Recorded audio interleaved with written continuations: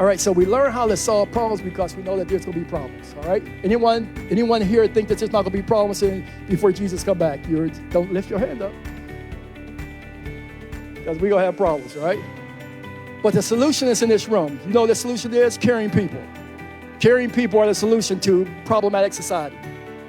So let's look at if Jesus is a great shepherd, and he's a good shepherd, and he wants us to be that, we have to learn from him. So number one thing I want you to learn. Here's some things I want you to learn. Number one, if you're going to be a caring person or a shepherd type of person, not over the pulpit, but a shepherd type, a caring person, then you have to learn how to sacrifice your life for sheep. A sheep, now remember, sheep can be young, a little kid. It can be a little girl wanting to go to a dance. It can be a boy. It can be an uncle. It can be a nephew. It can be a person who has Alzheimer's, dementia. It can be anyone when we talk about sheep.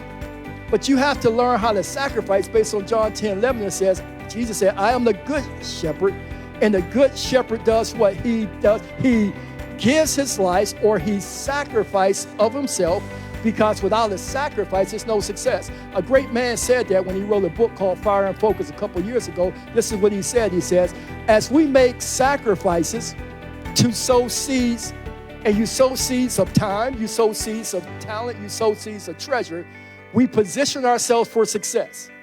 However, we must remember that if there is no sacrifice, there is no seed in the ground, which means there is no success to be found.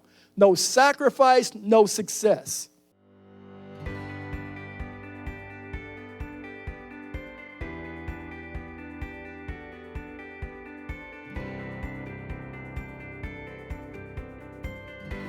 What people need to know that you're going to be there not only in the good, but in the bad, and in the ugly. Because all of us have good, bad, and ugly moments in life. And are you there in the good? Because that's what defines your motivation, your motive for being in someone's life. Remember, anyone could be a shepherd when there are not wolves and problems around. Anybody? Oh, I love you. But where's the wolf? Where's that wolf at? Daryl, come down here for me. You look like a wolf today. Yeah, you look like a wolf today. Yeah, you look like a wolf today. Yeah. Linda, come over here for me. Linda just looked like a nice sheep. Yeah, just go, come over here and just graze and sit around and just graze. Just look, yeah. She just so nice. Okay, she's just go ahead and eat someone. She's just nice. Yeah, she just enjoyed her life. Okay, and there's no wolf. Okay, there's no wolf. All right, okay. All right, Cassandra, come up here for a minute. And Cassandra is told her, you know, Cassandra told you, I'm your friend and I care for you. Yeah, I'm your friend and I care for you. And it's good time, so party, yeah, that's my girl. Yeah, there's no wolf. Now, wolf, come on over here, wolf. Now, here comes the wolf.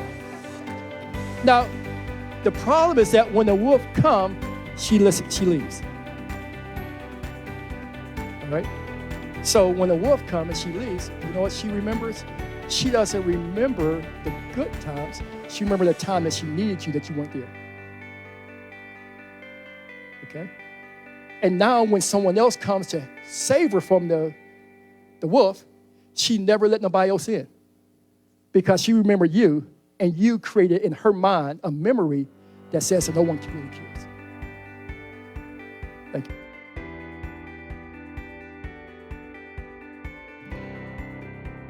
Statement. Here's the statement I want you to get. Here's the statement. It takes time to really get to know someone who you are caring for.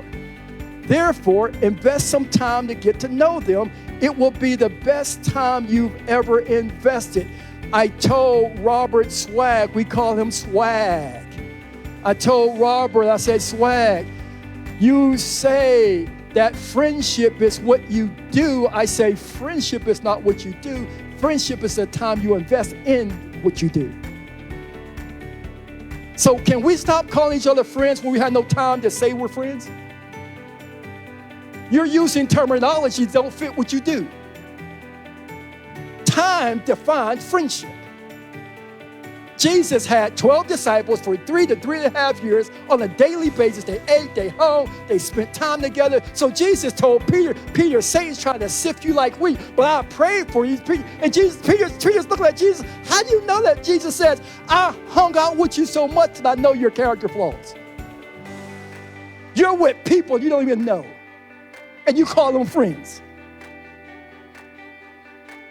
You need to stop acting like the world. The world says speak words until you become it. That's not fair to the people you're spending time with. That's a nice cliche. Dress it until you become it. I say be it so you can dress it. You don't have to fake it till you make it. Be it so you don't have to fake.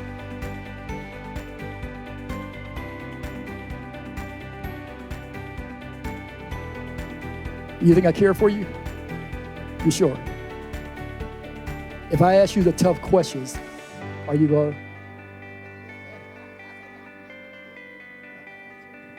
I'm gonna answer. But the problem is that when we get together, all we're doing is just clowning and laughing. Is that inspecting? No. But do you expect me to inspect? Sometimes.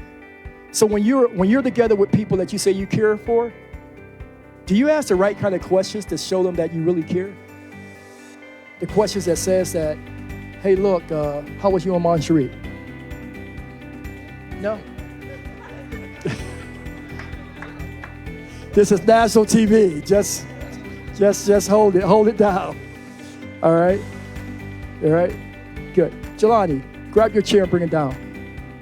And so you, how are you doing with business? It's tough? Yeah.